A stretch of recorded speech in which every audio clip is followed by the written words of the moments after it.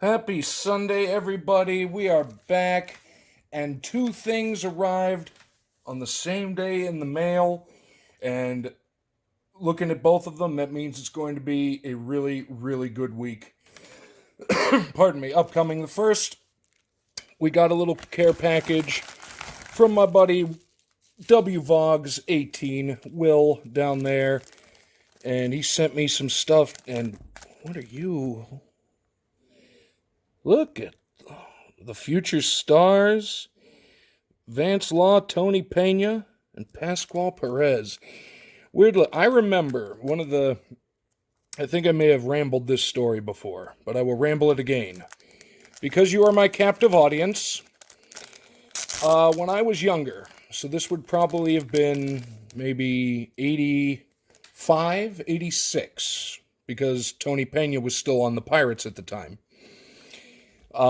My parents and I went down to Bradenton, Florida for training camp, or spring training, I should say, and I remember his voice just being so deep that it scared the crap out of me as probably 3 or 4 years old.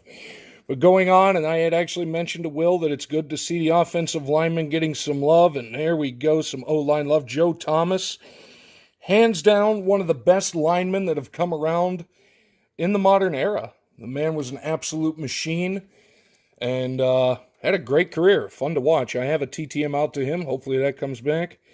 Zach Martin for the Cowboys. Quentin Nelson, I don't know what's been up with him, man. He is, it's weird. He's slightly regressed a little this year, and that's unfortunate because I do like him as a player, but hopefully it's just an off season. We got here Rashawn Slater. I remember when I first saw his name, I was like, oh my God, is he Jackie Slater's son?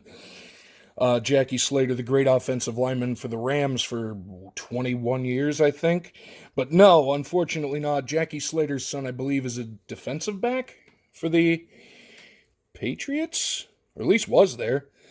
You know what? Yeah, that right there sums him up. Tony Baselli, legend, and he absolutely was. Such a short career, rightfully inducted into the Hall of Fame this past year, I believe it was. The first ever pick for the Jacksonville Jaguars, and just what a dominant offensive lineman from every single moment he stepped on the field. We got Elijah Vera Tucker. I got hopes for him. I think he's going to be a good one.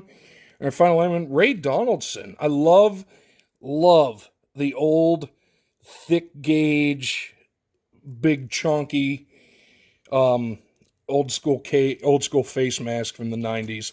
And I do remember him. He was a solid center for a very, very long time. And in this, I am loving. Oh, Will, are you kidding me, dude? Teambag, are you kidding me, dude? Get that. We got us a numbered Terry Bradshaw Illusions. That is beautiful. Sorry, I gotta take that out of there, but that is, look at that. And is that number? There you go. Pittsburgh number 66 out of 149. That is a stunner. Wow. That's awesome. I love the old Terry Bradshaw from back in the day. Louisiana Tech Pirates, and I believe it was the guy from Duck Dynasty was the first team quarterback there for a year or so, with Bradshaw backing him up. Final little pack, we got some Steelers and some Pittsburgh love. Najee Harris, who is finally starting to come on. I seriously was a couple games away from considering this young man a draft bust, but he's picked it up, and I am really glad to see it because I think he remembered that he is a 240-plus pound running back. Good to see, and I hope it continues on. Mitch, I had such high hopes, and I really did. Just unfortunately, looks like just wasn't able to do it, but still have nothing but respect for Mitch Trubisky and all that he had to go through in the bad time in Chicago.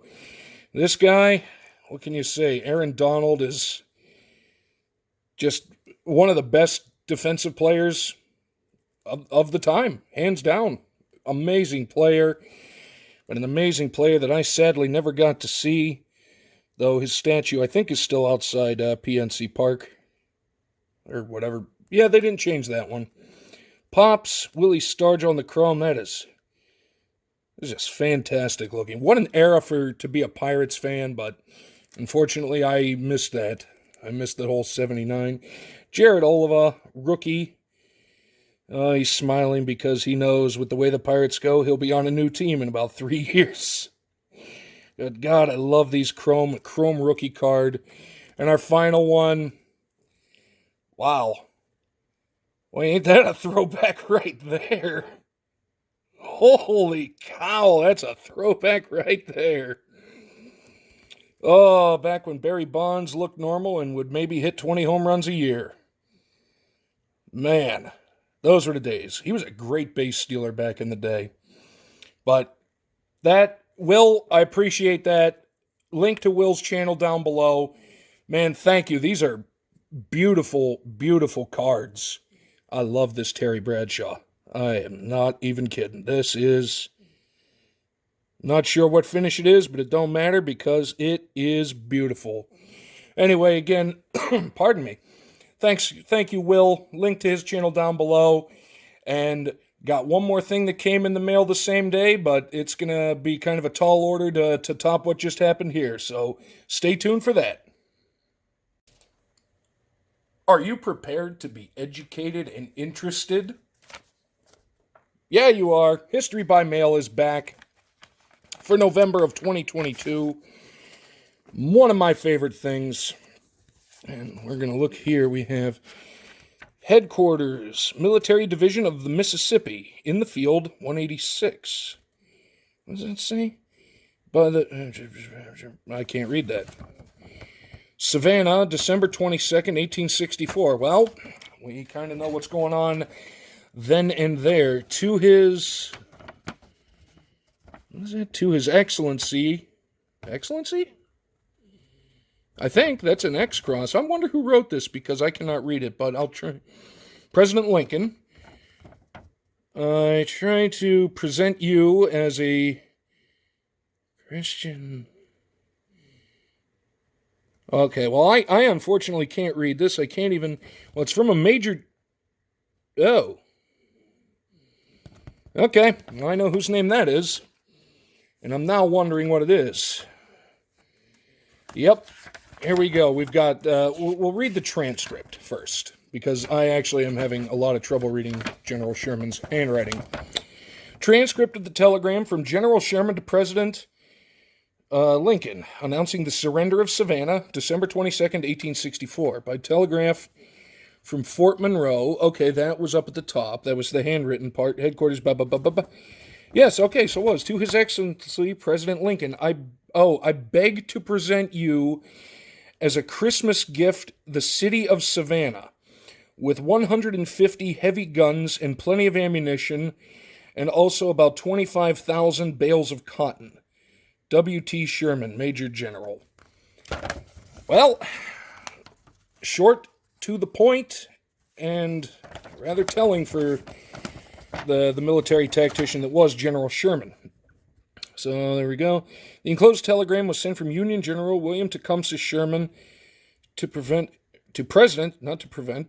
Abraham Lincoln on December 22nd, announces the surrender of Savannah as a Christmas present to the President.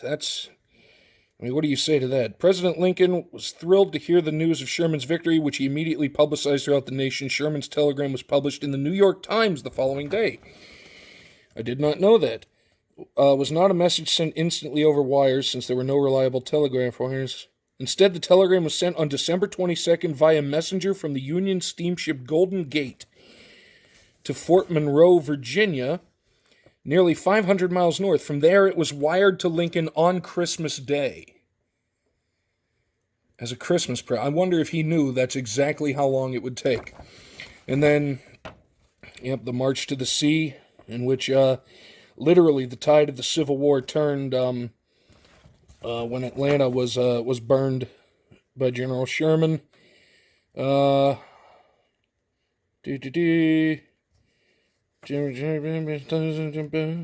I'll just go through it. You can read this. This was, like I say, the turning point of the Civil War because, in all honesty, had they not broken the supply lines, who knows how long the war could have stretched on with the South continuously getting resupplied.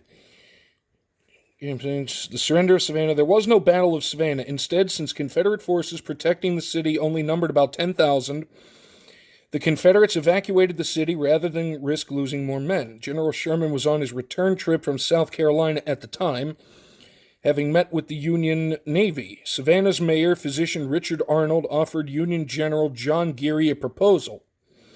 Savannah would surrender without resistance in exchange for Geary's promise not to harm Savannah citizens or property.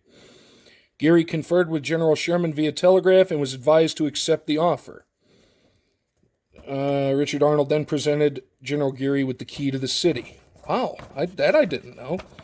Sherman arrived in Savannah on Wednesday, December 21st. The next morning, from the second floor of his bedroom of his new Savannah headquarters in Englishman Charles Greene's mansion, he wrote the enclosed telegram to President Lincoln. After capturing Savannah and resting for a month, Sherman continued his march through South Carolina and North Carolina.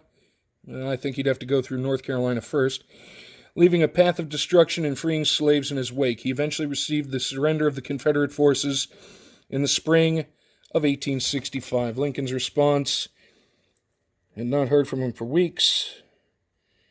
Anxious, if not fearful.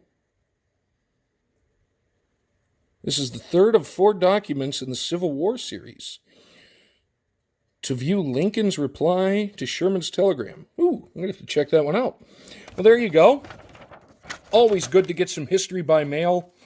And again, such a polarizing time in American history. It was, well, as I've said last time with history by mail, history was not pretty, but here we are. And I just like the fact that we're still able to get recreations of this. The fact that probably in some museum somewhere, this actual telegram really exists, physically exists still. And I know compared to over in Europe, it's not, as impressive, 250 years versus maybe 10,000, that's an exaggeration, but maybe 500, 600, 700. But, we're still a baby in the eyes of everything, but we're continuing, and we're continuing our journey of learning more history by mail, and I'm loving it. Hopefully you guys are as well.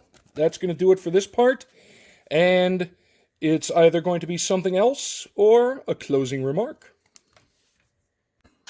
All right, everybody, that's going to do it for this week's Mail Week. Big thank you to Will, first off, for the awesome care package he sent, followed up by a rather interesting history by mail. So I wanted to close this out with a quick little shout out, as you can see right here. Brian LCS, the man, the myth, the legend behind, and watch this shenaniganry. Boom! The Comic Book Community Awards. It's coming up, as you can see right here, this Saturday, December the 3rd, 9 o'clock Eastern Time. The winners are going to be revealed. It'll be on Brian's channel, so link to him down below, and as you just saw him before. I was there for the first one last year. It was a lot of fun, and now the awards are bigger and better than ever, and should be a good time. So if you're not busy, on Saturday the 3rd at 9 o'clock, I will be in the chat, and should be really good. So link to everybody down below. Will at WVogs18, Brian LCS, and a link to the Comic Book Community Awards. That's going to do it for me. We will see you tomorrow, everyone.